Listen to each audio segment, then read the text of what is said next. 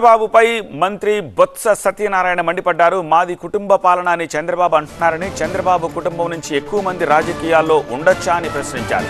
రాష్ట్రం ఏమైనా వారి జాగీరా అని మంత్రి బొత్స ప్రశ్నించారు. టీడీపీ అధికారంలో ఉన్నప్పుడే మేము ఎన్నికల్లో గెలిచామని, నామినేటెడ్ పదవితో చంద్రబాబు కొడుకు మంత్రి అయ్యారని, అధికారంలో ఉండి కూడా ఎన్నికల్లో ఓడిపోయారని, ఇలాంటి వాళ్ళు మా కుటుంబాన్ని విమర్శిస్తారా అంటూ ప్రశ్నించారు బొత్స.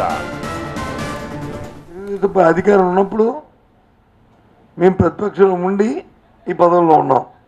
ఇవాళ కొత్తగా కాదు, మీరు గుర్తుంచుకోండి. నేను కానీ, నా భార్య కానీ, మా తమ్ముడు కానీ, లేకపోతే మా రిలేటివ్ అప్పలనాయుడు కానీ, అదే కదా ఆయన చెప్పింది. నలుగురు ఉన్నామని చెప్పింది. మరి చంద్రబాబు ఇంట్లో ఎంతమంది ఉన్నారు? చంద్రబాబు నాయుడు, ఆయన బామ్మర్ది, మరి ఆయన కొడుకు, ఆయన తోడోళ్ళు. ఇవన్నీ కాకుండా ఇంకో పార్టీకి వదిన. మరి అలాగే ఉన్నారా ఐదుగురు? వారికోస్ వెయిన్స్ వ్యాధికి కేవలం 30 నిమిషాల్లో చికిత్స. కాల్ చేయండి 9989527715. అలాగే రాష్ట్రం రాసిచ్చారా? అది జాగిదారా? అధికారం ఉన్నప్పుడు లోకేష్ 2014లో లోకేష్ ఎప్పుడయ్యాడు? 14 అధికారం ఉంటే అధికారంలో నామినేట్ మంత్రి తీసుకొని 19 ఓడిపోయాడు. అధికారంలో ఉండి పోటీ చేసి ఓడిపోయాడు.